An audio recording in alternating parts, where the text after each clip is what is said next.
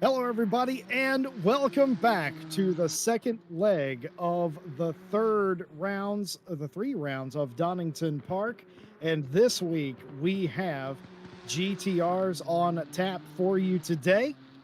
And it is, of course, the second leg of 3 rounds of racing here at the Summertime Friday Championship. I'm Jesse Lee here with Ryan Gill and Mike, who's chatting my ear off Jones in the background, and we can't wait to see what's going to happen today. Ryan Gill, it's going to be a fun day. It could potentially be a frustrating day. I know everybody here, though, is looking for a cleaner race than we had last week.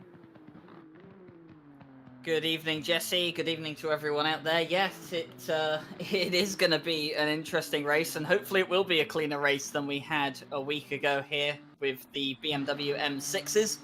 Of course, we switched over to the Nissan GTRs for round 2 of the Friday Donington special, and well, Jesse, along with switching out the car, we've had a bit of a switch about in the weather as well. It's a bit more gloomy than it was last time out a week ago.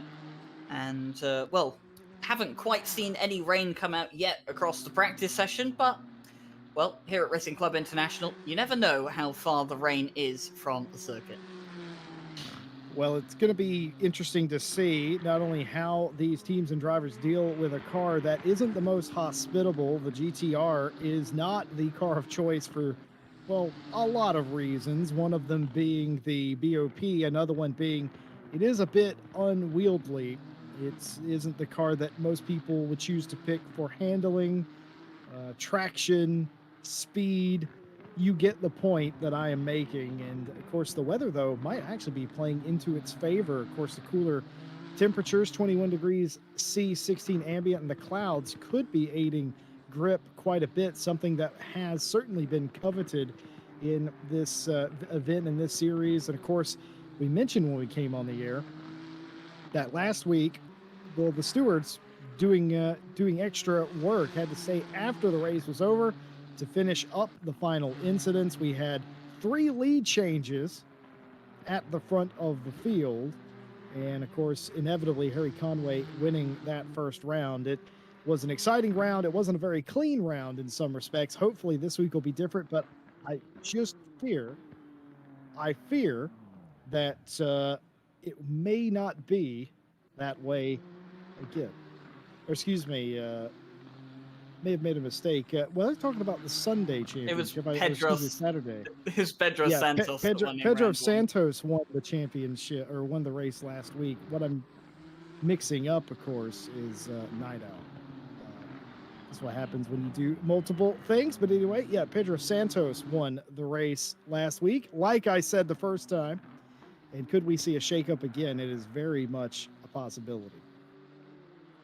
We definitely will see a shake-up in the order because this is a car that not a lot of drivers are familiar with. Although, you know, this was voted for by the drivers. The drivers voted for this car to be amongst the 3 chosen ones for this championship. So, you know, trying to get some use out of the Nissan whilst they're not often forced to go into the car. But yeah, it's going to be interesting to see how the order for each of the classes has changed up this week. Of course, we saw Pedro Santos and Morgan McCall up at the front of the field in the BMW M6 last week. We expect to see them towards the front of the field again this week, but will they run away with it like they did in round 1? Well, judging by practice, doesn't really look like that at all, as practice does come to an end, by the way.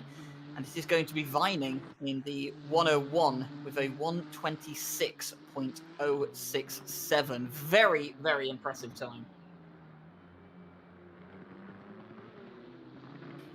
Well, of course, with Vining being in his natural element as well. For those of you that may be new to ACC or RCI broadcast, Vining usually champions the GTR, so it's no surprise to me to see him 4/10 out in front of the field. But I'm also not surprised, Ryan, to your point, I'm not surprised to see everybody behind him completely jammed up. If Chris Vining was ever going to win a Pro Series race, today might just be the day.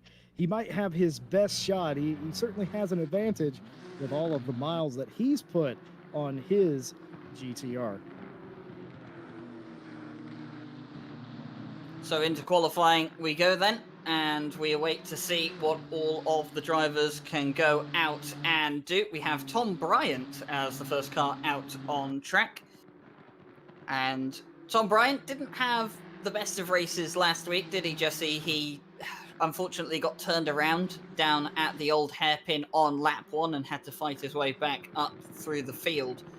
And he was hoping in the BMW M6 that that was going to be his best chance of a win in silver class this season. He's not looking forward to this round here tonight. And I would say that the majority of the riders are probably going to be echoing those thoughts, because bar a couple of drivers that I can pick out throughout the field, I've never really seen any of these drivers, in the Nissan on a regular basis in a championship. Yeah, it's fair. I think there's only two that I know for a fact have ran it at least one time. And of course, the standout is the 101 in Vining, who champions the GTR all of the time that he can. But like you said, it is sort of a crapshoot almost. And I think that is the brilliance of this 3-race championship. Keep in mind, these cars were voted on by the drivers themselves. They got to choose the first car between the BMW and the Porsche. Surprisingly, we were both surprised by this. The majority picked the BMW over the Porsche. I wouldn't have called that. And of course, the GTR, a lot of fan favorite cars that you don't usually get to see. But quite frankly, as a GTR fan, after driving it here today earlier, I don't think it's going to be a favorite for anybody leaving here. This car is not the most agile. It doesn't have the most grip. It doesn't turn the way you would expect a GT3 car to turn. It's a bit of a mixed bag, to be honest. It is, and as we watch Tom Bryant going around here, you can take some comparisons towards last week with the BMW M6 and how some of the corners look a bit trickier here in the Nissan GTR. Of course, a very different experience it is driving the Nissan around here than it is the BMW. The BMW likes this circuit a lot. It has a very favorable BOP around here, and it is probably the quickest car. And then you get to the Nissan, which is probably on the opposite end of the spectrum, at least around here at Donington Park at least. But we have Tom Bryant coming up towards the timing line. This is going to be the first timed lap of the session, and it is into the 128 for Tom Bryant, but that's going to be immediately beaten by the likes of Savalainen, Ertan, and then Pedro Santos, the winner from last week, going out with a 126.955 as a banker lap. Chris Vining immediately slots into third place with a 27.084. Needs near as makes no difference. A 1.2 tenths to get up into the top spot, as Andy Boardman actually goes second quickest, 18/100ths off the pace of Pedro Santos, and we might be in very close stuff there. Vining having to dodge a car, and that will do nothing but hurt your lap time as they continue along. It'd be interesting to see if that did not hurt Vining's time. I think it might have done, having to make a quick reaction like that. It is that close, folks.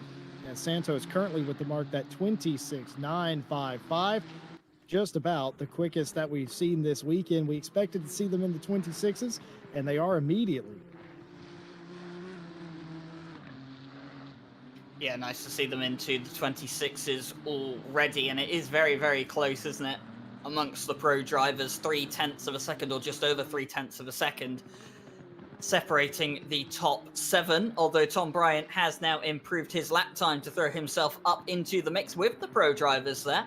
Just a couple tenths of a second off of Savalainen's pole time that he has now taken away from the likes of Pedro Santos. Vining improving as well, and this is what we kind of expect to see, isn't it, Jesse, from a lot of the qualifying sessions. They set down a decent banker lap on the first or second lap, and then just start to chip away at it as much as you can. And there we go, Morgan McCall just doing exactly that as well. 126.4 from the 540 Nissan GTR. And I have to ask the question, Jesse Lee, because we were very close to it happening in practice. Will we break into the 25s for qualifying here tonight, do you think? Bold prediction, and I'm not normally one to be negative, but I'm going to say no. I don't think it's going to happen. We will get close to that, but I don't think it. I think it's possible, but I don't think we are going to get there. Conditions are very favorable, though. We'll have to see. But Morgan McCall, that 26.4, looking really good over Savalainen, who's about 0.3 off of that pace, and a lot of time left in this session. I just saw that cloud of smoke there, and I was a little bit off put by that. I couldn't tell if that was someone in the infield here or someone in the crowd, or maybe something. I hope somebody else saw that as well. I'm not losing my marbles, but a very big cloud of smoke, white smoke indeed, rolling out of the background, coming through the Dunlop hairpin down there. But Savalainen goes quicker again, a 26.520, 1/10 off of Morgan's pace. And Junior McCall in third place in the 44 there, 0.3 down. But what does John Arasser have? And it will be 11th place for John at 27.339, just about 0.9 off of the pace. Smith leading in the AM class, Tom Bryant leading in silver, and looking very good, looking very competitive are the silver and AM classes. Yeah, when you have a car out here that, you know, even some of the pro drivers are probably not too familiar with it, to an extent, it probably does close up the field a bit more. Obviously, the silver drivers and the AM drivers may be more likely to have tried out the Nissan, you know, in their free time in other competitive championships they have been racing in, whereas we do see a lot of the pro drivers, they like to stick to what they know, and quite a few of them don't really try out new cars, but this is obviously their opportunity to do that, and it has meant that we do have a couple of silvers in and amongst the pros as well. Here is Pedro Santos, the winner from last week, and he comes up towards the timing line. He is already at the top of the table, 126.376 from him, just about 0.5 of a second ahead of the likes of Morgan McCall. And well, I did say, Jesse, that they'd be at the front, those two, and I wasn't entirely sure if they'd be right at the front on the front row, but at the moment, halfway through qualifying, I've been proven wrong so far. Well, it's looking pretty good as the times continue to tumble down. I might be wrong about them getting into the 55s here, so we'll have to see how that all works out. And excuse Jordan Daly coming up to complete lap, down in 13th place, but already looking really good. The Go for Cap Racing 197. And where will this put them? I think this could potentially bump them up into the top 10. We're going to have to see. The line is further down than you think it is. Lost it in the hairpin, does improve, but does not gain any extra time. Mike Jones, can we grab a car to do an onboard lap with, do you think? Well, here we are through Redgate, now Hollywood, down into the Craner curves. And of course, the old hairpin, my favorite corner on the entire track, and then up to Starsky's Bridge. Starsky's Bridge, of course, no longer there, unfortunately. And then I think they called this Schwartz Curve. I don't know if they call that anymore, but anyway, into McLean's, you can get as close to that apex as you dare. Jordan Daly did not. And then, of course, Coppice, very difficult in a GTR to get back to the power. All it wants to do is slide out. You've got to keep it from doing that. But now, Starsky straight. Starkey straight down into the Fogarty S's. Got to work with it. Got to argue with the car there. And that is a problem with these GTRs. You're just never quite sure where it's going to go. And then the Melbourne hairpin. I call it the Dunlop hairpin because of the Dunlop branded ad there. And then you got Goddard's as the final turn before we get to Wheatcroft, which is the front straight here. And that's a lap, and it was a very uncomfortable one for Jordan Daly. Yeah, Jordan Daly in 13th place overall at this stage, but third in class there. So not bad so far for Jordan Daly, although that has just changed right now, I believe, as he's been beaten by the likes of Eraser in the 699. We're looking at Andy Boardman, who is becoming a very, very familiar name around here at RCI and across the ACC community as well. I think the first time I saw Andy Boardman out in a championship was the McLaren Masters Cup, and that was last year towards the end of the racing season. And we're going to go into a little bit of the drone camera here and have a look at those creative orange rims. That's not what you called them before we went live, Ryan. No, it's not. But there are words on a live broadcast that I can't use, and a couple of those words were used pre-race. But you know what? To each their own. Everyone finds colours and livery making, entertaining and amusing and enjoyable in their own different ways. And obviously, I'm not one to say someone's wrong to make a car that looks like Andy Boardman's. But at the same time, it's just not really up to my taste. But here we go, towards the end of the lap. You can see Andy Boardman taking a very wide line. Yep, very wide line into the corner, and that is to maximise the speed that he'll have on the start-finish straight as he starts a flying lap now down towards turn 1. And it's a tricky exit, down towards turn 1. The car does like to drift out quite wide, and then you go into the flat section of Hollywood and the Craner Curves. And a very, very fast and flowing part of the circuit. You have to brake slightly for the old hairpin. Lovely there. Don't drift out too wide as you go past Starkey's Bridge and then the climb all the way up to McLean's as well. Through Schwantz Curve you go. And Donington it really is a track about momentum, isn't it, Jesse? You have to keep the speed up here, and a mistake that you make, it really can take you out of a rhythm for quite a few laps around here. And once you're in a groove and you really do start, chalking down the lap times, it is very, very easy to be quick around here, but it's getting into that rhythm in the first place that I think a lot of drivers, especially, should we say, the AM drivers and some of the silver drivers struggle with specifically. No, you're absolutely right. And the problem is you have to be, it's not like a modern F1 circuit, folks, where you can have many different lines that all are really quick.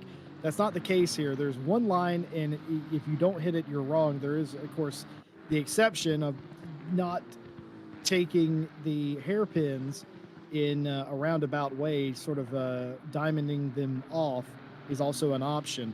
And that's what Chris Vining did there, as he has a 26.214, getting dangerously close to the 25s. I'm still pretty secure that we're probably not going to get there, but the Derby Lawnmower Service GTR leading the way. I mentioned earlier that Chris Vining, probably out of everyone in this field, has the most experience in this car.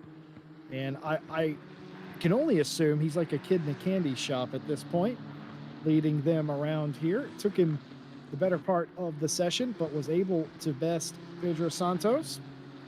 That is a strong-looking top 3 or so. Vining, Santos, but Jesse Lee, don't overlook Morgan McCall up on their lap time out of the final corner up towards the timing line, and that is the time beaten. It's a 1:26.1 for Morgan McCall. Chris Vining is up on a lap time, I can see on the Delta, but not up by enough at this stage to displace that. But we have a new provisional pole sitter with just a minute of the session to go.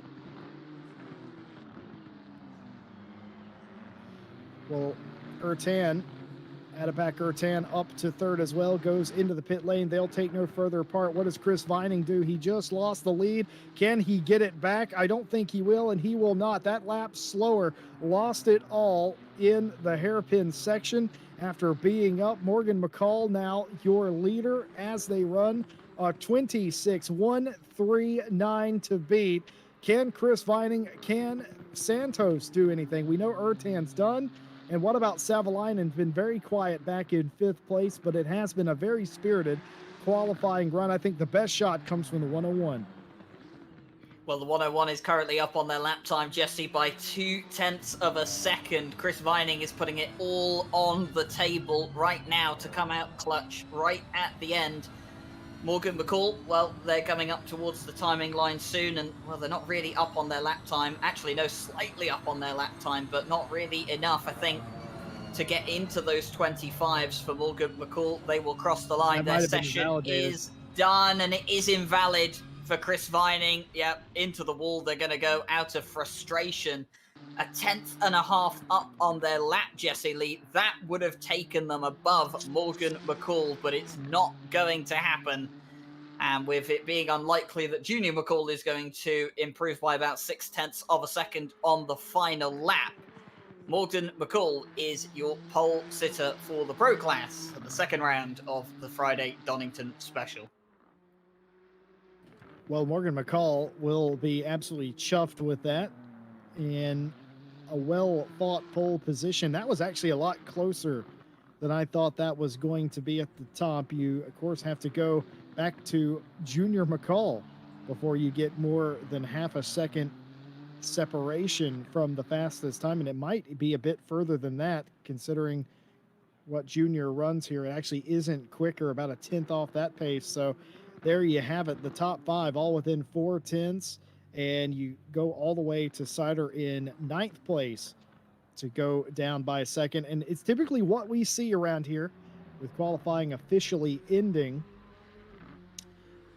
It's typically what we see. A lot of close times. It's that kind of racetrack. Mentioned it earlier. It's not a racetrack that has several different ways that you can run a lap and be quick. It has one way that it demands you run it. Otherwise, you're going to run out of racing circuit. So you usually see a lot of times very close. In this case, it is a lot of the field covered over top of one another. Pretty much what we saw last week, except that I dare say the car is less hospitable. For the stewards' sake, I hope that the race is a lot calmer, but you just get that feeling, don't you, that it's going to be a fender-to-fender contest again. Yeah, you do kind of get the feeling. I mean, it is Donington Park. It is a close quarters circuit. Despite the fact that it's kind of the jewel crown, as we said, of the British GT DLC. It is difficult to overtake around here on some stretches, especially when you're all in the same car, which is the situation we have throughout this entire championship, despite the fact that the cars change every week. But the GTR, it's not small. That's one of the things that,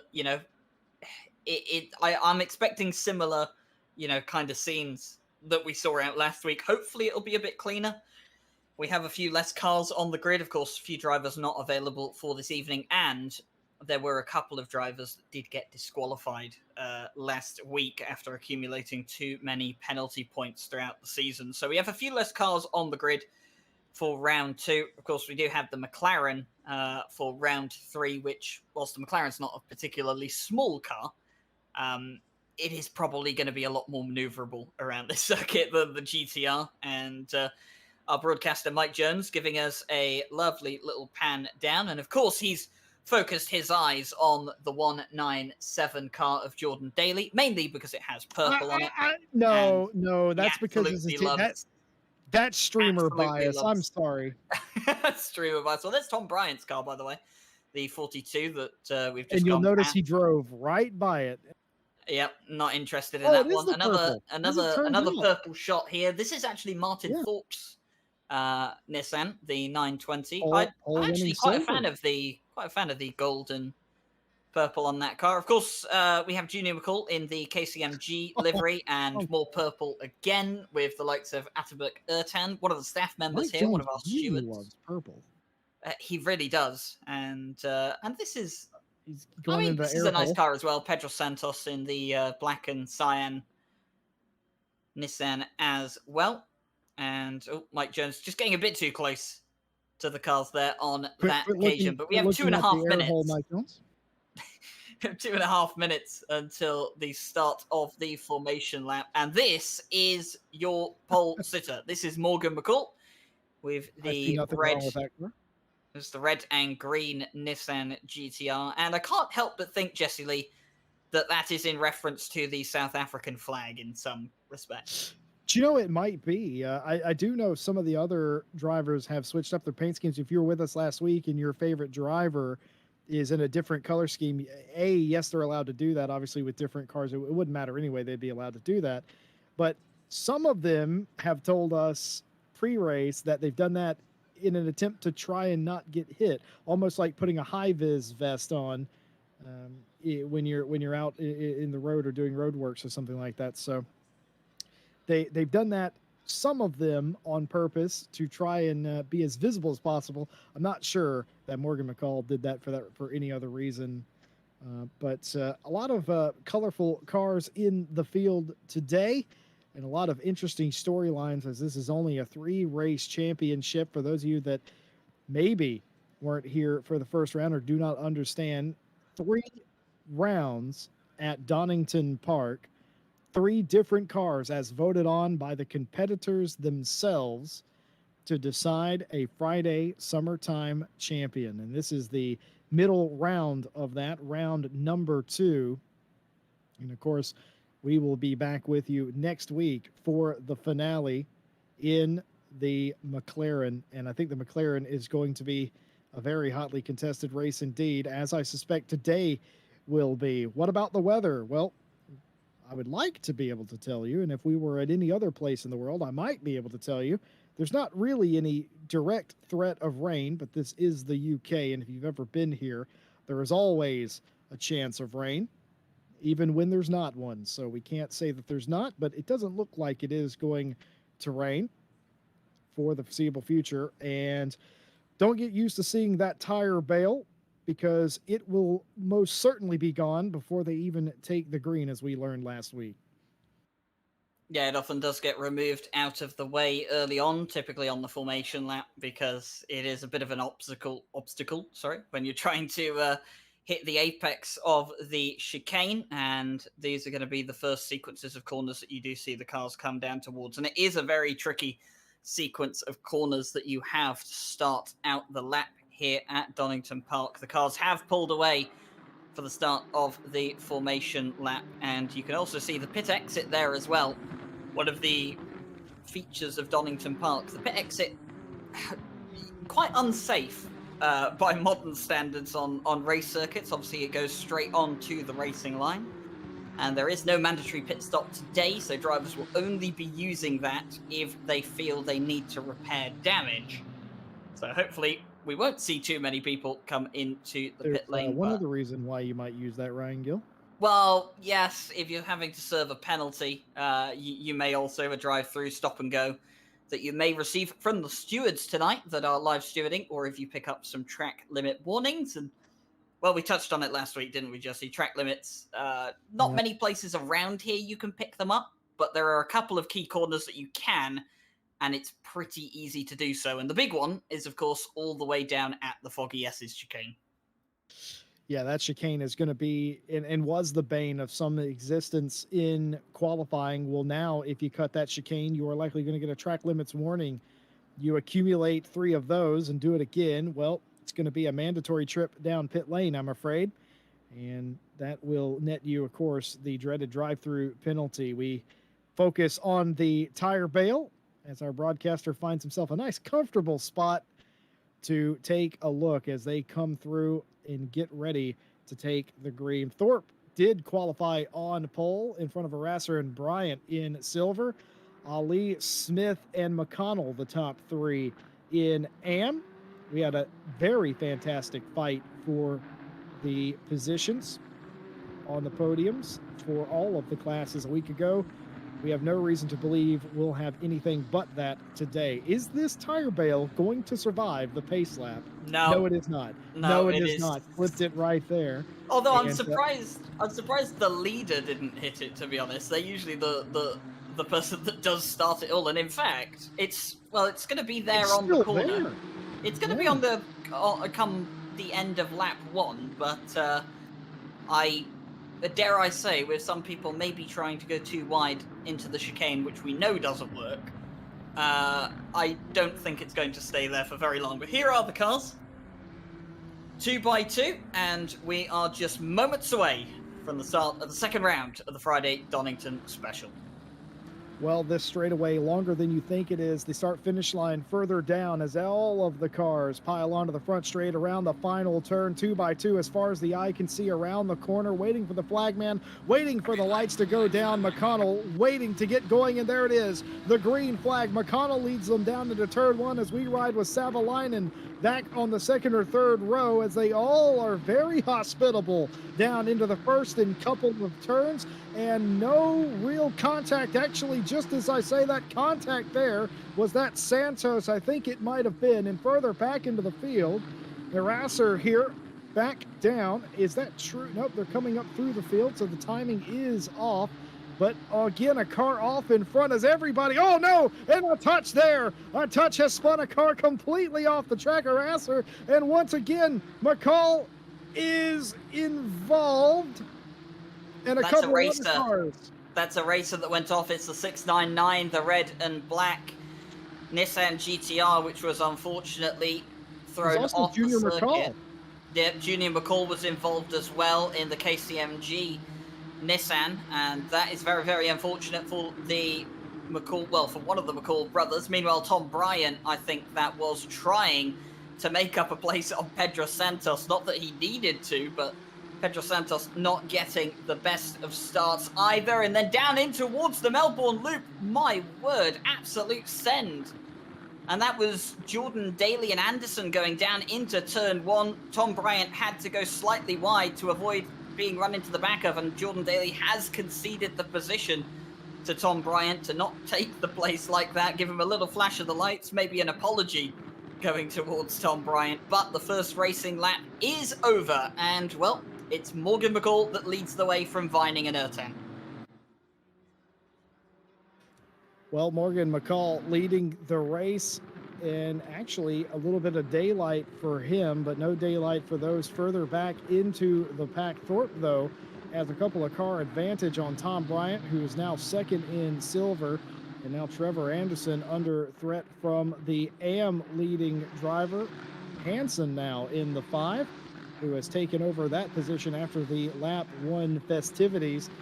And I just saw the 30 is off as well, and it's gotten back going after Starkey's Bridge. And the 100 is sitting in the pit lane.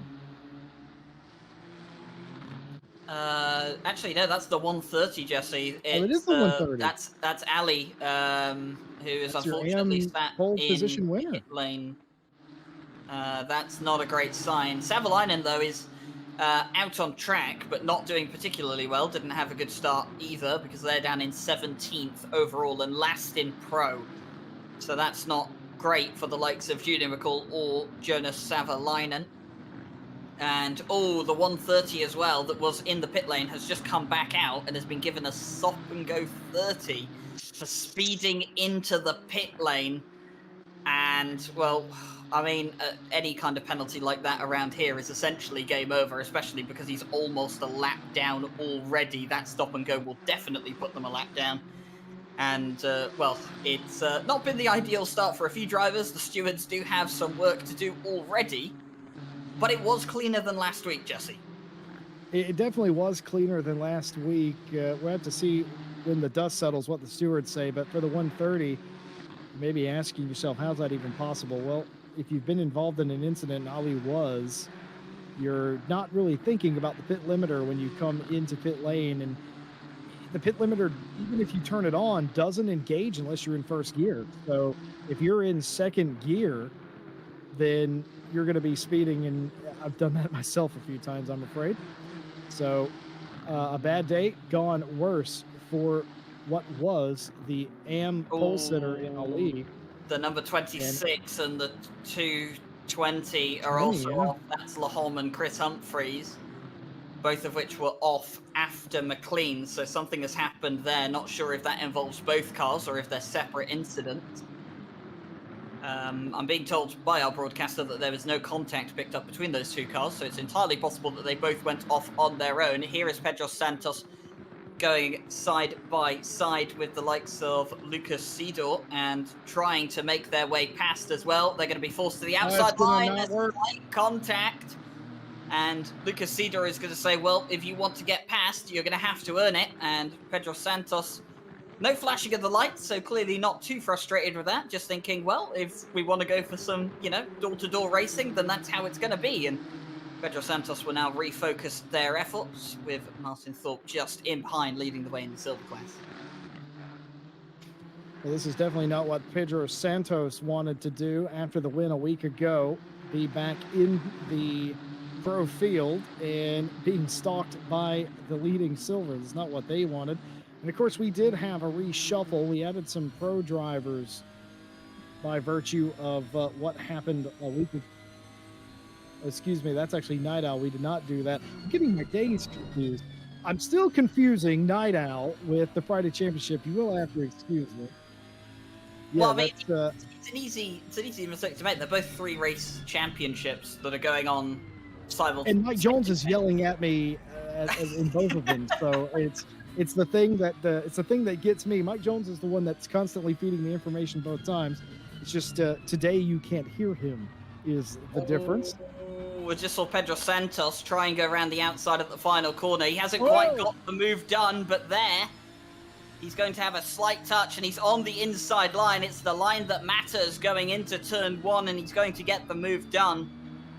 Very nicely done by Pedro Santos. That contact that there was between the two of them wouldn't really have made a difference to the overtake. And now Lucas Cedar has to focus their efforts behind. You can just see here on the exit, slight bit of contact, but realistically, was that on purpose, do you think?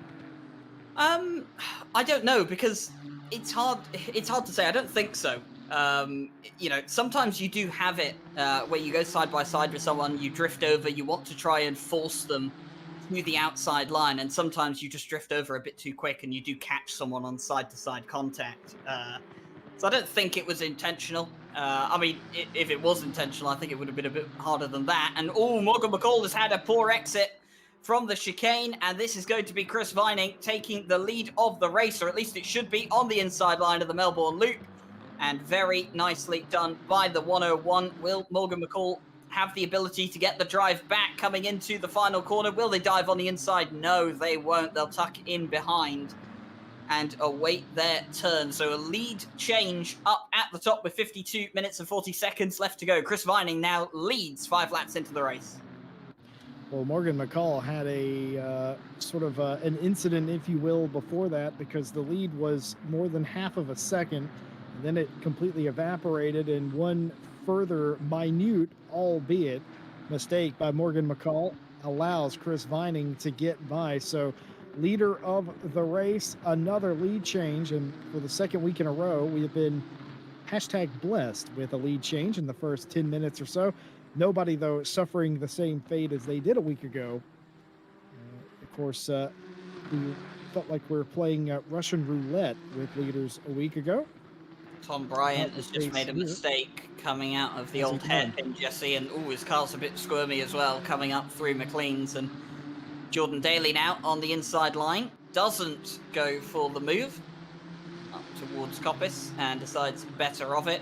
See if he can get a run down towards the chicane. Tom Bryant, though, I mean, he said to us that, in the BMW was going to be his best chance of a win in the silver class. And, well, he was turned around on lap 1 down at turn 4 and didn't really get a chance to challenge for the win. But he's doing so, doing well, doing a lot better than he did in the first race a week ago, sitting in second place and still not far off the leader. But Jordan Daly piling on the pressure at this stage in the race. Is going to have the inside line coming into the final corner. Tom Bryant is going to have to go slightly wide, has to give Daly the room.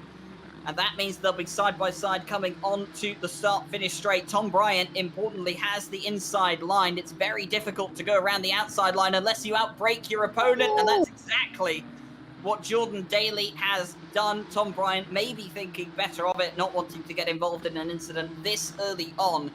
But Jordan Daly later on the brakes on the outside line, and a very nice maneuver for the 197. Yeah, I feel like Daly forced it, and I also feel like Bryant let him in there. You could see the momentum stalled out for Oh, the it's not done yet, car though, of many Jesse. colors. But here it is again, back at him again to the inside is Tom Bryant. He's not willing to let this go. The two of them racing incredibly respectfully. These two, of course, uh, usually I don't know if they usually race together, but they're sort of familiar with one another. So respect here is the order of the day, as Nate McConnell, I think that was, creeping into the back of shot as these two continue to fight for what is effectively the second place in silver. Very, very well done by both of them. That is not easy to do in any car, let alone a big GTR at such a flowy, fast, have to have the certain line circuit. But well done them. And I gotta say, I wonder if Tom Bryant doesn't catch Daly at some point in the future. Let's just pretend for a moment. Would Daly give him the same sort of berth that Tom Bryant gave him? I don't think so. It's interesting. It's hard to say. I mean, when you've got 50 minutes of a race to go, you probably do think about it slightly, in a different sense. Meanwhile, by the way, How did McCall that happen? has retaken the lead of the race from Chris Vining, I and mean, did Morgan just have a lap where he was off a little bit, and then because I would have sworn that oh well, here Vining we go. It's was into the fit. final corner, and no, it's just Oh, slight contact, but I mean, Morgan McCall had the inside line. Vining just was oh. too wide on the entry.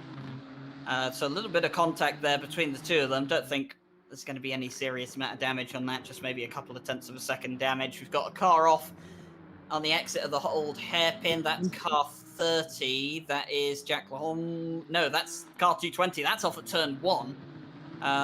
But car 30 was off at the old hairpin, and car 30 is no longer in the race, as far as my timing is concerned. Oh no, they are. It's Daniel Durrett, sorry, down in silver.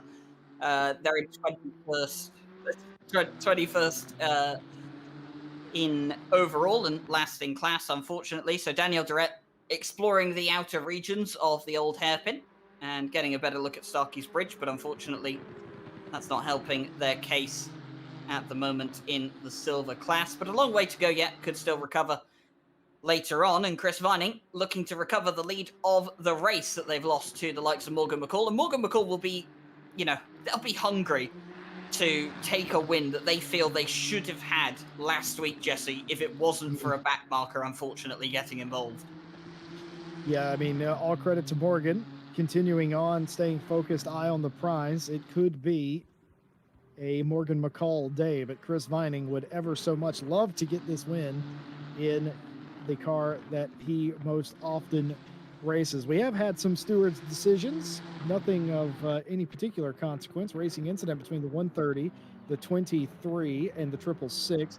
Racing incident between the 16 and the 8, and no further action for minor contact between the 666 and the 74. We suspect there are going to be some penalties handed out, but the first couple of turns, they basically said fair. So they haven't got to Starkey's and beyond that. So that's where I expect to see, especially in Coppice, I think we're going to see some penalties come through. And as if I'm psychic, 15-second penalty for car 100 for taking out the 44 through McLean's. Position not given back. So 15 seconds for car 100, Ryan. And that was Savalainen and Junior McCall that came together on that particular lap. The rather unfortunate thing for Savalainen is that Junior McCall is now in front of him and he's been given the penalty. But of course, the penalty is judged based on if you gave the position back or not over the course of the next few corners. Jonas Savalainen. It has to be done in a timely manner, yes. Yes, it has to be done in a timely manner. The stewards also, they usually, it's usually 3-4 corners. If it's somewhere like, say, Mount Panorama, you turn someone around over the mountain. Usually you wait until the run down the hill to let someone pass because it's a safe place to do so. So at different circuits, they'll have a slightly different, approach to how long you have to give back a position. But Jonas Savalainen didn't give back the position. And as it is always here at RCI, Lap 1 incidents are treated harsher than usual. So what was a 5-second penalty turned into Yep. a 15-second penalty. And that's Trevor Anderson doing a bit of what you were doing, I hear, Jesse Lee, Yeah. over the past few days when you were trying the Nissan around here. I know it well, Ryan. That's exactly what I was talking about. We went on Whoa! the lap. Oh, and it's going to be a takeout. It's going to be a takeout on the 333, and that's not what you wanted to see. But for Trevor Anderson, gets through it. Nicholas Smith just has the worst possible time. What happens here? Was this just a braking gone wrong? I would have to assume so. Tried to outbrake. Oh, tried to dear. outbrake the 74, realized that they were never going to make the corner, and tried their best, I suppose, to try and avoid Mark Brown. That was in the 55. Was it Stephen Miller? Did I just see Tom Bryant go off? I did see Tom Bryant go off there in Starkey's Bridge. Oh dear, Tom Bryant, and this is a replay from Nathan McConnell. Yeah, yep. There we go, on the exit. That, I've seen a lot of people do that. Interestingly enough, Tom Bryant didn't do that on the grass, which is usually where you lose it out from the old hairpin. He actually did that on the initial exit phase, so that's quite a strange one from Tom Bryant, but you were right, Jesse Lee. He did go for a slide, and that has unfortunately thrown him back a bit, and he's further down the order, still in third for the silver class, but lower in the overall entry. And Pedro Santos now on the back of Andy Boardman. And, well, this is going to be an interesting one, because Andy Boardman isn't the kind of driver that just moves over kindly for people, is he, Jesse? No, I wouldn't say Andy Boardman is the most commodious driver for having to make passes. As I think that's a lap car. In fact, it is using the. I mean, there's as the 220 there. It just, there's no way to get out of the way of somebody here, and I would call that extreme back marker etiquette there. Sometimes as a lead lap car can even throw you off a little bit, but the respect is greatly appreciated nonetheless. Boardman and Santos here. It's basically the immovable object versus the the force. So we'll see how that goes. And look at them. Look how loose they are coming out of Coppins. That's exactly what I was talking about when we did the lap around here. You just get, it's not only the GTR, but it's so pronounced in the GTR where you crest the hill and you just get completely loose, and you want to be on the throttle the entire time, but you can't, and the car will slide out. It's caught some people out. Didn't catch Pedro Santos out as he continues his quest to get fourth place back, and who knows how important this could be going into the final round, or coming out of the final round for the summertime championship, so to speak. Every point matters, certainly, in a championship this short. Pedro Santos has got some damage on the side of his car, the right-hand side of his car quite scratched up. This is the number 26 of Chris Humphries. Oh, and that was close. But Pedro Santos navigating the back marker. And yeah, some damage on the right-hand side of that car. You can see from some of the outside perspectives, it is quite scratched up. And here is the replay of Pedro Santos. This is coming into the old hairpin. You can see how loose the wheel is. And just having to fight the car almost at every opportunity through some of these corners. And that is just the way how these drivers are dealing with this issue. And it's kind of compounded, Jesse, in the way that, not all the drivers have the ability to practice in the midweek or set up the car in the midweek either, as Pedro Santos has a little look into the chicane but decides better of it. And when you can't practice as much, in a car you've never driven before, and when you can't really make a setup for it, you kind of just have to grab the default aggressive and go, essentially, or grab whatever setup you can find and go. It does make it so much more difficult to drive these cars consistently. And Pedro Santos, well, he's looking for the overtake on the inside line of the final corner. He's going to have the better speed on the exit, but he's going to be on the outside line. Very, very close between the two of them. Andy Boardman has enough of an overlap, though. Is he going to be later on the brakes? No, he isn't. He will give the position up to Pedro Santos, and up into 4th goes the number 8 car on its charge. Ertan is the next car up the road, and they are about 4.6 seconds away. So going to the lead after that excellent pass by Pedro Santos, and might I say, for Andy Boardman's sake, there's a lot more quarter being given than there was a week ago. And I don't know if that has something down to the car, the handling, or maybe just how big of a frustration last week was. Everybody willing to be a little bit more hospitable this week. We'll have to find out at a later date. But this is what I was going to talk about. Morgan McCall is leading this race and has been doing for the past several circuits. But what I'm more interested in is the car behind him, Chris Vining. That gap keeps going in and out at what I would consider an absurd rate. And I can only attribute that to mistakes being made on both parts that have kept them sort of together. It was half a lap ago, Vining was 2+ seconds behind Morgan McCall, and now it's down to 1.6. My point exactly is what I'm trying to convey to you at home. It's very strange. What that tells me, though, and what it should tell you at home, is these cars are very hard to drive at this stage of the race. Nobody is having their way with it here. One person makes a mistake, the gap comes down. You make a mistake, the gap goes back out. I think that's what we're seeing up here. Yeah, the gap now about 1.5 seconds. It was about 2.5 earlier on. So, like you say, Jesse, it is just slightly changing between these two. But it does seem like Morgan McCall has got slightly more consistency out of the car at this stage. Just seems to be able to put the foot down more, just seems to be able to eke that gap out. Of course, they are, both not as consistent as they usually would be if they were in cars that they're more comfortable in. But at the same time, Morgan McCall is just eking the gap out as he can. That's sort of my point. You saw Chris Vining there in the yellow roofed car make that little bit of a mistake there. That's exactly what I'm talking about. It's crazy to see the gap come in and out. And I don't, the reason I'm focusing on this and I'm harping on this is because I'm trying to figure out which one of them's faster. But if they don't run clean laps, I can't figure that out.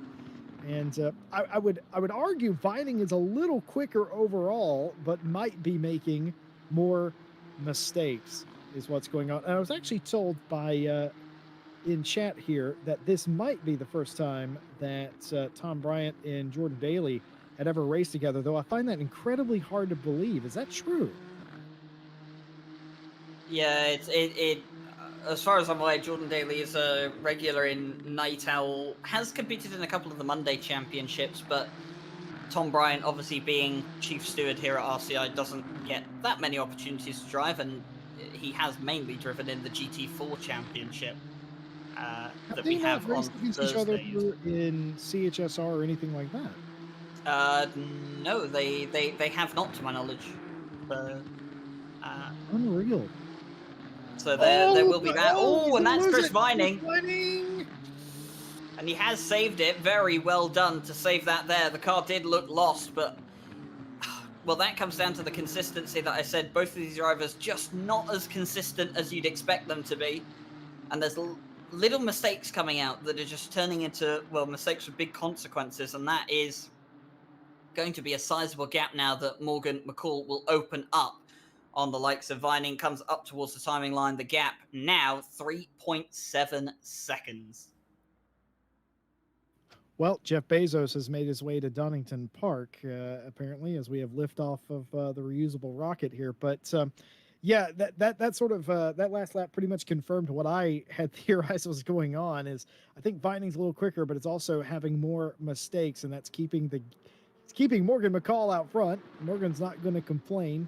Steady pace from the South African, and the tire bale that we suspected wouldn't survive the pace lap. It did technically, got knocked on its side, but since then has been tossed aside at the exit of the chicane.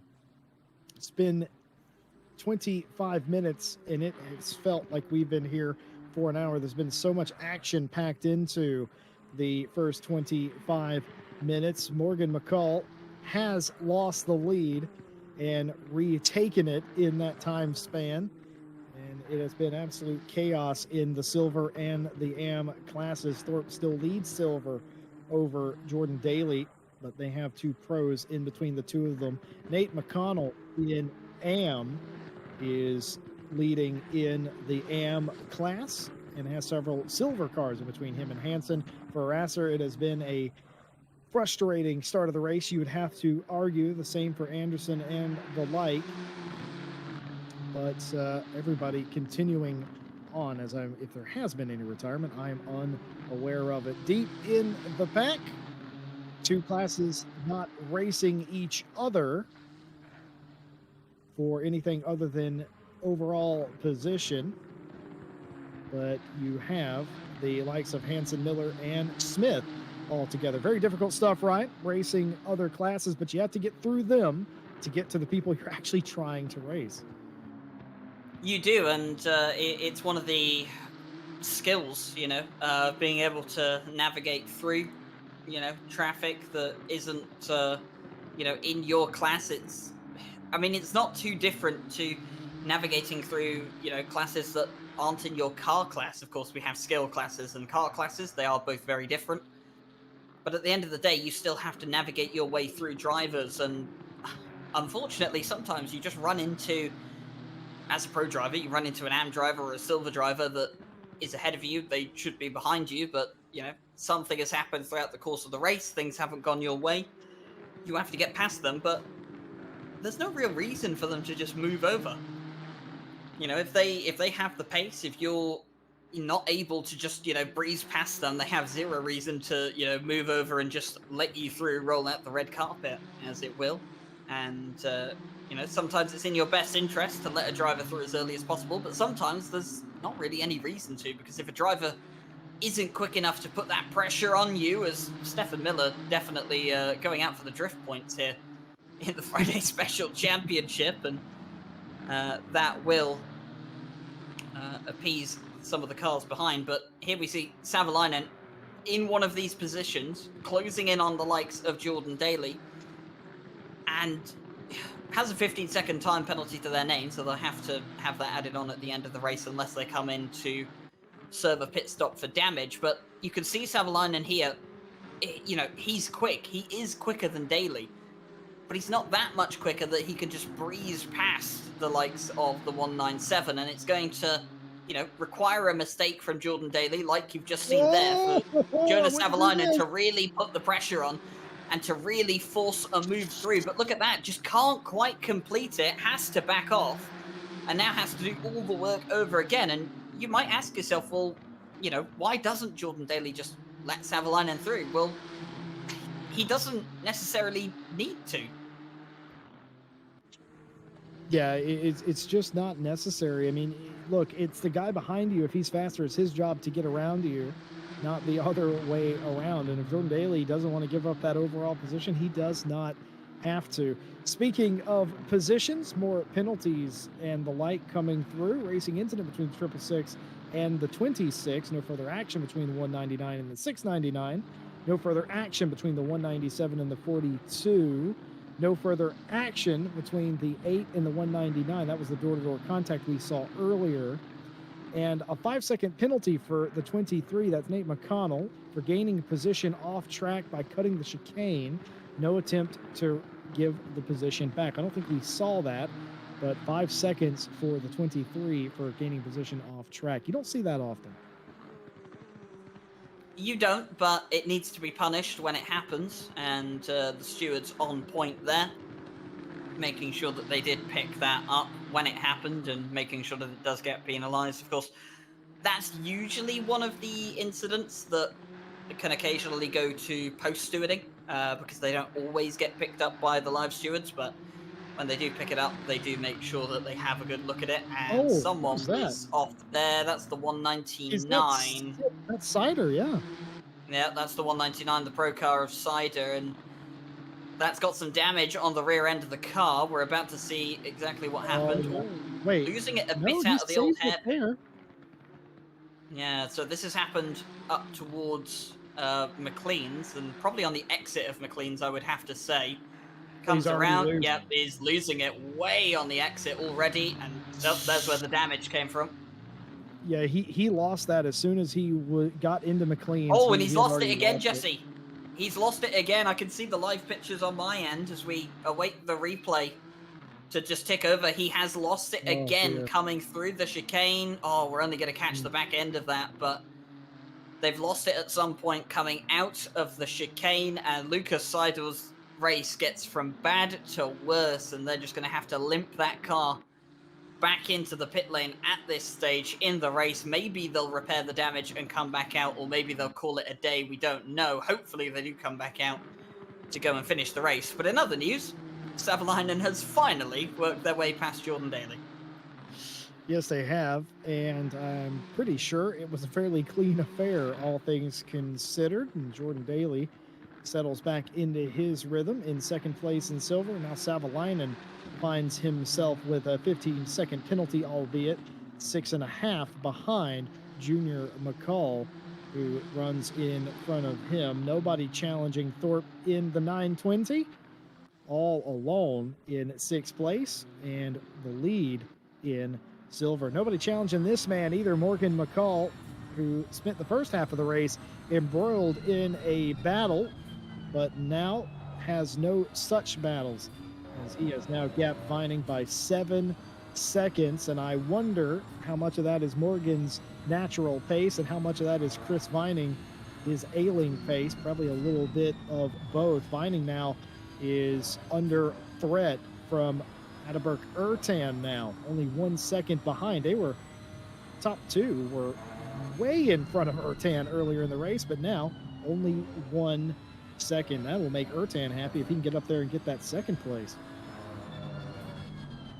Definitely would be a good result for Ertan as well. And here is Morgan McCall coming up on a couple of cars, just taking the scenic route. Remember what happened to Morgan a week ago? Yes, that corner as well, at turn 8, wasn't it? That unfortunately got taken out by a back marker. He'll be well aware of that as well. And we'll be hoping that the same unfortunate result does not happen again. Although, I did just see the back marker behind him go very deep into the corner, and I would not be surprised if Morgan McCall had some slight flashbacks for a moment there. I was just going to say, I was like, nothing to a gives you week ago. PTSD. Oh, I don't envy Morgan McCall in this position. Yes, he's leading the race. Yes, he has a commanding lead. It's not that simple, is it? No, there's always things out of your control that can change a race. It's why, you know, the saying is it's never over till it's over.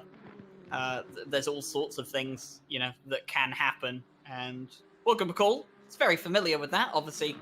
I mean, a lot of the South African drivers are unfortunately very familiar with it's not over till it's over for unfortunate reasons like load shedding, which we've covered before.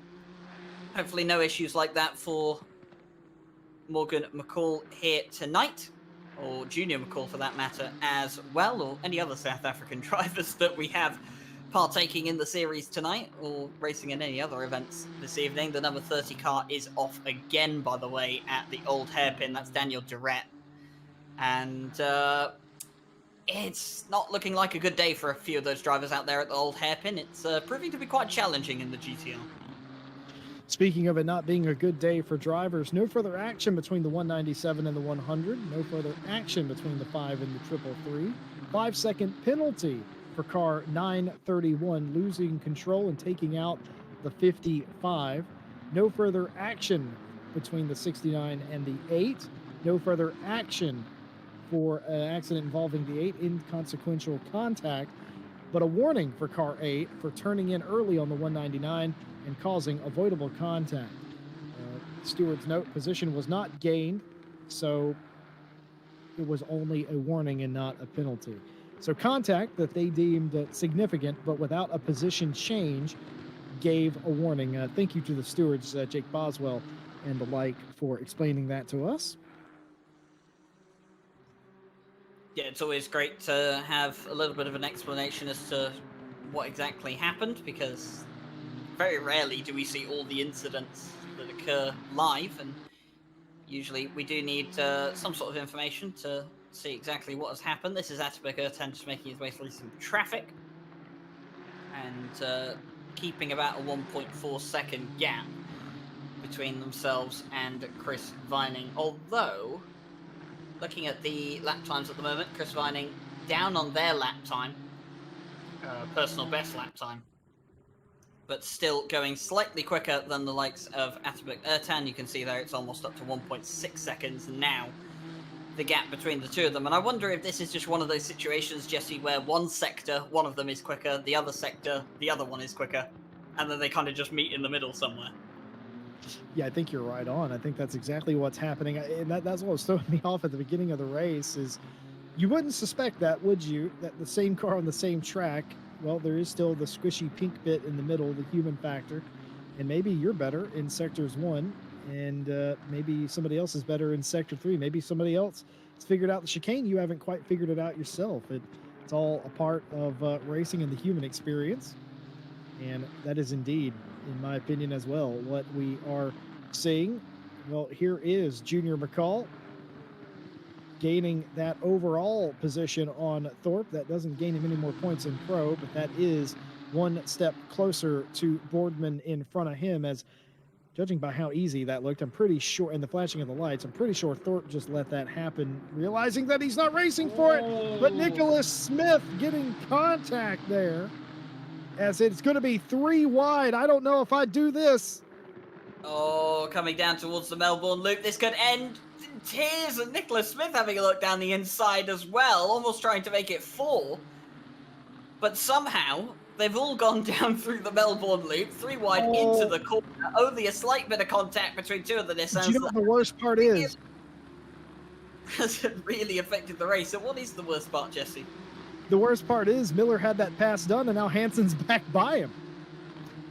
That is true, and Miller's not going to be too happy about that. And Nicholas Smith, who had a bit of a creative lunge, should we say, down in towards the chicane. That's a very nice way of putting that. I mean, look, we've got to be family friendly here at Racing Club International, but Nicholas Smith, it's quite interesting. I've seen Nicholas Smith drive in a couple of occasions where we have had AM drivers or silver drivers, within the field, and Nicholas Smith usually not this involved, should we say, in door-to-door action or incidents between cars. So definitely an off day, I think, for the 666 at this stage, but nothing too bad coming out yet. Although we are still, I assume, Jesse, we're still awaiting the verdict of the incident between the likes of Stefan Miller and Nicholas Smith down at the Melbourne Loop from quite a few laps ago now. I think you might be right. And something else that happened there, Nicholas Smith, of course, he was fighting for the second place position in AM and was able to get that away, sort of smuggled that away from Hansen, as Hansen was put in a 3 wide situation, damage on the BDG GTR. Very clearly damage on the front of that machine, and now down to 3rd place. And still, sorry to cut in, Jesse, but the leader in silver has just received a 5-second penalty.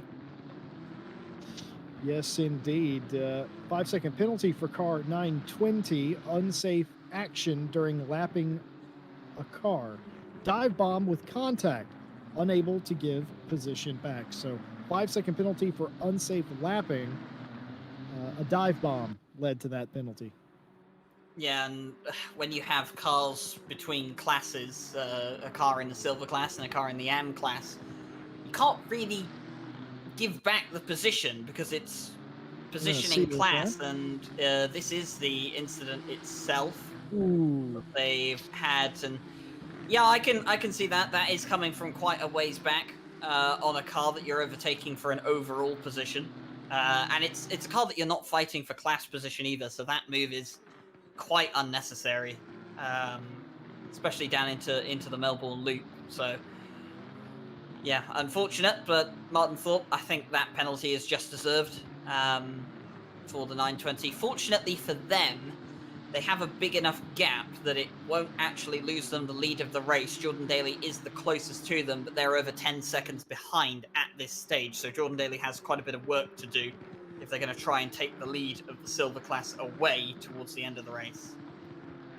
Yeah, the same is true for Nate McConnell. Remember, he got a penalty earlier in the race as well, 5 seconds, but is be very little consequence to McConnell as he has, what do you reckon that is? 30 seconds, the better part of 28, 30 seconds of gap. Actually, 26 seconds now that I read that correctly, of gap between Nate McConnell and the rest of the AM field. But be interested to see what Smith can do in that 666 now, who has just taken over the second place in that class. But yeah, not really any consequence, but it does. The stewards have to give those penalties because everybody out there is responsible for lapping properly. And if you don't do that, well, you're subject to getting a penalty just like anybody else. It doesn't matter if they're on the same lap or not. You have to race respectfully and you have to do it safely. Yeah, and safely is kind of the key point in that, isn't it? That a lot of drivers, I think, sometimes just miss out on is that, you know, especially coming from a lot of drivers we see coming from different, not different sims, but they come from different views of motorsport. Obviously, the rules in the real world championships between GT3 and say Formula One or the WEC are very different to one another. There are similarities, but one way of lapping is not the same in every single competition. And Nicholas Smith, as if on cue, I have just been given the answer to the incident that Nicholas Smith was involved in with Stefan Miller. 666 and 333. 666 misses the braking point, collides with the 333, taking them out. 15-second penalty for Nicholas Smith. That is fairly slam dunk, and I don't really think there's a point to argue on there, Jesse. Yeah, no. That I think Smith will even admit to that as well. Like, that was a bit of a mistake, and a due punishment for a due crime. And additionally to that, there's a 5-second penalty for car 931, losing control into red gate and taking out the 55. So a couple of extra penalties coming out. Unfortunate that the stewards did not get a break today, but I think we all sort of foresaw that. A couple of the stewards lamented that they weren't exactly thrilled about this race because they could, in Game of Thrones when winter was coming. Where are you going with this, Jesse Lee? All I'm saying is the White Walkers were at the gate as Nate McConnell continuing to try and make progress, contact a little bit there. Now he's going to stuff it up the outside, which will become the inside. And I believe position was given there. That's a car they were trying to lap, though. That was Chris Humphreys all the way down in second to last in AM, 22nd overall.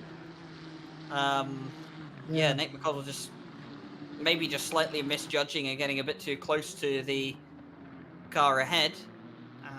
And this is John Eraser, by the way, who is closing down on Jordan Daly for that second place in the silver class. And of course, it was Tom Bryant earlier on that was sitting in and around that third place in silver. And, well, they're still sitting quite comfortably in fourth place, quite a few seconds off of third place in silver, but then with a 16-second gap behind them to fifth in silver. So Tom Bryant, Jesse, thought that, the first round in the BMW would be the best chance he would have of a win. Didn't really expect to be doing so well in the Nissan, but had a chance at a podium and was looking quite well. But 16 and a half minutes of the race remaining. It's going to be a tough ask for him to claw back all that time now and try and get onto the podium. Yeah, it sure will be. That's not entirely how you draw it up. I mean, it's something you can't plan for, having penalties. And not all penalties are given because most of the time, I would argue, penalties are not because someone's a poor driver or, what have you. It's just, look, accidents happen, but there still has to be accountability, and as such, penalties are given. I've been paying attention to the lead battle throughout because, again, it's hard to make heads or tails of it. And I was noticing that Adalbert Ertan was falling off of the back of Vining, and I was wondering why maybe that was. And I was looking at the lap times, and by virtue of that, I happened to notice that Vining is now catching Morgan McCall again. And I wonder how long that's going to last, because I feel like we've been saying that all race. Oh, he's catching, oh, now he's losing. Well, he's definitely in a phase now where he is catching the leader of the race, and Ertan just does not seem to have the ultimate pace that he needs to get up there and fight with him. But a solid third today will do wonders for your championship's point total. It will. Ertan finished 6th last week, so a 3rd place will definitely help them a lot in their, standings, especially in such a short championship. When you have not a lot of room for mistakes at this stage, and that's going to hurt Pedro Santos as well, because Pedro Santos won in round 1, they're 4th right now in round 2, and despite the fact that Morgan McCall didn't win in race 1, they finished on the podium, they were in 2nd place, so they're going to be taking away as many points as they could today, and that's going to mean that Morgan McCall will lead the championship most likely going into round 3 unless something changes at this point with 14 minutes to go. Could entirely happen, because that's what happened last week, but Morgan McCall looking good out there at the moment. It's 6-second gap to Vining right now, and then 3.4 seconds back. It is the likes of Ertan. So, some nice comfy gaps for the top 3 between each other, but you can't rule anything out at this stage. And Jonas Savalainen, despite his 15-second penalty, is not slowing down at all and is right on the back of the silver leader. And this is Pedro Santos getting their way through a couple of back markers and struggling to figure out if that's Daniel Durrett, Mark Brown, or Stefan Miller, because all of their cars are using the same colours, and that is Daniel Durrett, as Mike Jones has just allowed me to confirm that. And this is the problem when you have so many cars that have exactly the same colour palette. It does get quite confusing sometimes. I'm waiting for the day, and I'm glad that drivers are as disorganized as the rest of us, because if they weren't, what they would do just to mess with us in the boxes, they would all show up in identical cars just with different numbers. Can you imagine how difficult that would be to decipher who is who? One day, for a prank, they're all going to decide to do that, as Savalainen is trying to get by the silver leader Thorpe here. Thorpe not necessarily allowing that to happen. He doesn't have to, of course. Thorpe in 6th place overall. This is a race for an overall position. That will not satiate Savalainen, though, who very much wants to get around him and potentially make up some more spots in the waning moments of this race. In fact, I think he could, if Savalainen got a move on here, he might stand a chance of finishing inside the top 5, though he does have that 15-second penalty. So it would have to absolutely set a blistering pace, and the only thing he's doing is running off the track a little bit there. And why would you, if you were Thorpe here, why would you try to keep Savalainen behind you here, Ryan?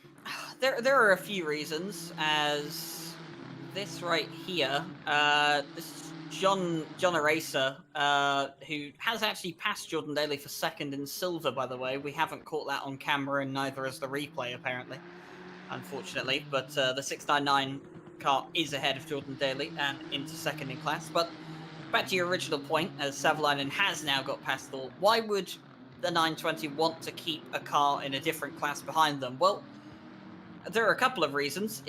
Like I said earlier, if the car behind you is not blisteringly, quick, and they're not like a second or two a lap faster than you, you're not really holding up your own race, as long as you're not defending, of course. Then, of course, there's pride that comes into it. Some drivers, like your favorite saying, Jesse, racing drivers will be racing drivers, and class position is irrelevant to some of them. Overall is all that matters, and, they will want to finish ahead of drivers in different classes, because, to them, the overall standings is what matters most to them. And then the other element of it is you want to have cars between you from different classes if you're in a multi-class race. It's just the nature of how it goes. If you have a pro car between yourself and another silver driver, that's just it's more ammunition in the gun, should we say, to help you in a race, because it puts one car between you and your opponent, and it means that you're in a more comfortable position to try and secure those points. And especially if the driver behind is in a different class, is not that much slower than you, but they're not quicker than you either, so you can kind of just keep them there as a rear gunner. Well, an old acquaintance of mine has a saying. There's a reason we have racing drivers. It's because if we put engineers in race cars, the racing would be very boring. And what he means by that is, well, racing drivers are a very special breed of person. And when they put the visor down, it's the only thing they can think about is gaining position, gaining time, and competing. And the difference is you put an engineer in there. Obviously an engineer has a lot of other things to consider. Racing drivers, not usually as much. You could make an argument that some of the top tier motorsports is a bit different, especially like Formula One and German touring cars and stuff like that, where the driver has a lot to take into account per lap. But the gist of it is racing drivers are the ones that make it very interesting. And certainly we see that today as the racing continues into the final 9 minutes. Adalbert Ertan asking for a little professional courtesy here and gets it. And how nice is that? Fairly different than a week ago when everybody Ideal was situation. Very much so. That's exactly that's how you draw it up. You want to have friends out there, and perhaps Ertan just made a new friend in the 33. Daniel Durrett, by the way, we didn't quite see it, but he picked up a drive-through penalty for track limits, and well, it's the only one we've seen so far, and that's an improvement on last week. So the drivers staying more in between the white lines than they were last week, and that is good to see. Of course, we only pay for the track that is within the white lines, as Martin Brundle likes to say. We don't pay for what's outside of them, so the drivers have to be careful of how much they do use the outside of the white lines. But Durrett serving that drive-through penalty for track limits. If you did see that pop up on the timing tower, their day just gets a little bit worse as Jack Lahom just moves over for the likes of Adalbert Ertan. Probably not moving over because he saw the third place car in Pro coming along. Probably just a mistake in line there as well. And well, they're a good few laps down at this stage in the race. Last at the moment overall and in class. So not a great race for the 220 at this stage. But 7.5 minutes to go. It is McCall from Vining, Ertan, Santos, and then Junior McCall are your top 5 in Pro. And then a bit further back, we have Savalainen and Boardman for 6th and 7th in the Pro class. Thorpe leads in silver with that penalty that probably won't make too much of a difference towards the end of the race. But Eraser and Daly are still going on strong in silver, with Tom Bryant and Anderson in 4th and 5th in the silver class so far. Nathan McConnell, very similar to Thorpe, has a penalty to his name. Probably won't really affect the outcome of the race, but still leading in AM by Nicholas Smith, who seems to have had quite an interesting race so far, but still sitting second in class despite their penalty. And then it is Hapanimi in 3rd place in the AM class as well, from Ricciardo and Ali, who, by the way, Ali had to serve a stop-and-go penalty early on in the race, and they're 5th in the AM class at this stage. Only 7 cars in the AM class, of course, but they've done well to recover a couple of places from that stop-and-go 30 early on. Yeah, give credit to Ali there. Can you imagine having contact, being sent off the racetrack, having to sit in pit lane, then come back? He's made 2 pit stops effectively, though one of them sort of a drive-through affair, and it's still 5th place. Won't be a day that Ali looks back very fondly on, but could be potentially a character-building day, and especially 5th. I couldn't do that, so props to you for as such. By the way, I was wondering why Vining lost the better part of a second in the last lap or so, and the stewards have me covered on this. You're not going to believe this. Warning for car 220, unsafe rejoin and making contact with the 101 of Chris Vining. So there's where he lost his time. And I was wondering how that occurred. And there you have it. Additionally, no further action for contact between the 540 and the 101. Minor contact in the hairpin, nothing gained. And no further action between the 931 and the 16. So that's how Vining's lost his time. After he had it at 5.9 seconds at one of the sector times. And now I'm afraid it's closer to 7. So it is all coming undone for Vining today, though still a very solid second. Just been informed by Ted Edwards in the chat, who is obviously a teammate to Jordan Daly, that Daly's got 24 psi on the left side tyres. For those of you that are not entirely sure what that means, it should be around 27.5. So it's about 3.5 psi lower than it should be. And I can tell you from experience that running tyres on incorrect pressures is not a very enjoyable experience. Especially in a car that is difficult enough to drive as it is. So Jordan Daly, high chance of a puncture and high chance of mistakes due to the low pressures on the left-hand side of that car. And I just wonder, Jesse Lee, we didn't get to see it, unfortunately, but that was probably why Daly lost second place in silver and why he's now 9 seconds down on a racer. Yeah, I think you're right. And thank you to Tedwards for bringing that to our attention. The tires underinflated, puncture risk over the curbs, certainly so.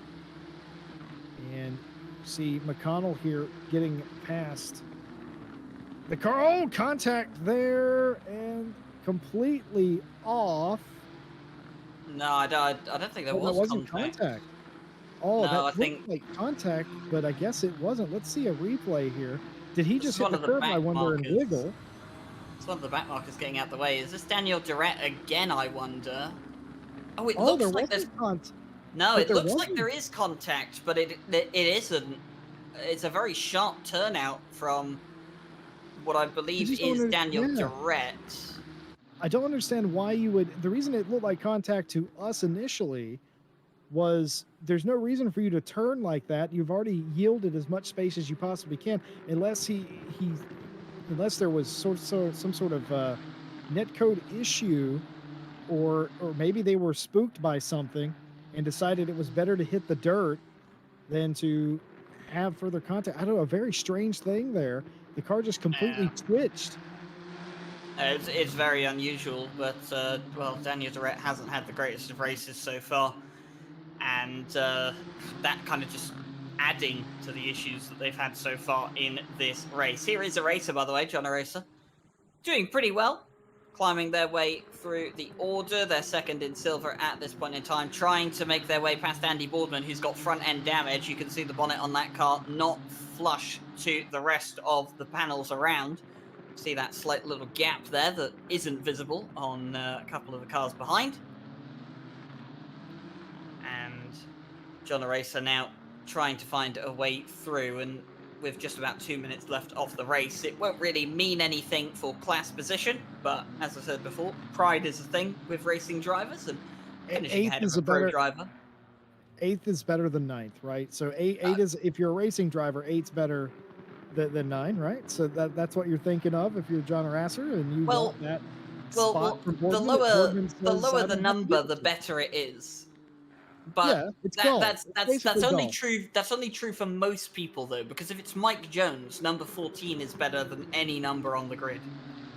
Yeah, and I would disagree with that entirely. 57 is just about the best number that you could possibly have, unless you are attempting to achieve that, and in which case, not great contact there between Boardman and Aracer. Heavy contact, and it's going to be interesting to see if Aracer lets him go, and he is going to. Yeah, I think Aracer just realised that wasn't really the way to get, make up that place. A little flash of the lights there as well. I'd like to think that was an apology flash from Aracer to just say, look, my bad, give you back the place, we'll reset, start over from zero. And nice to see. It is always good to see when, drivers have a little bit of an incident, give up the position, maybe give a little flash as well to say, apologies, didn't mean it. I know I appreciate it when I'm driving the car and I get involved in an incident with someone. It can often be misinterpreted, but I tell you hopefully what, the other driver gets the message. As we are on the final lap ooh, of the race, by the way, and Morgan McCall is making their way into the final sector now. I will tell you, Ryan, to your point, it does make you feel better. It makes you feel less annoyed, and also a little bit less frustrated as well if they acknowledge, like, hey, that was a mistake. It's the same thing. I mean, in any sim, if somebody says, man, look, my bad, keep in mind, if it keeps happening, then it's a problem. But here is the man, Morgan McCall, denied a week ago. He will not be denied this week. He's going to make it to the line, and Morgan McCall is going to win race 2 in the RCI Friday Summertime Championship in a GTR. Vining's going to come across second, and Adalbert Ertan in third place, as Vining's going to go straight to the wall. I think that is a sign of his frustrations, but Ertan third, Santos up to fourth. An excellent points haul for him, considering how far back he was. And Savalainen, with a 15-second penalty, will come home in sixth place overall, and I think he'll get to keep that in class, as this man, Martin Thorpe Speed Racing, is going to win in silver. Oh. And there's been an off there. More contact between Boardman and Harasser. And this is down into the Melbourne loop. Boardman's just trying blocked him off the track. That's a Cormac Ryan Meenan style of defending from Andy Boardman, and has resulted in an incident. That's going to be an interesting one for the stewards to dissect post-race, as the racer does finish ahead of Andy Boardman. Well, Nathan McConnell will collect the honours in the AM class despite their penalty. It will be Nicholas Smith who will finish in second place for AM as well, and then Hapanimi in third for the AM class to collect a podium for their season's troubles as well. A few of the other cars just crossing the line now. But your winners for each individual class, it is Morgan McCall for Pro, it's Martin Thorpe for Silver, and it is Nathan McConnell for AM. Well, what a race that was. It kept us guessing till the end, and last lap drama in class. It's pretty much what we expect from the Summertime Championships as they continue to roll on. Congratulations to the class winners. And, well, it's going to be an interesting finale in a week's time in a McLaren.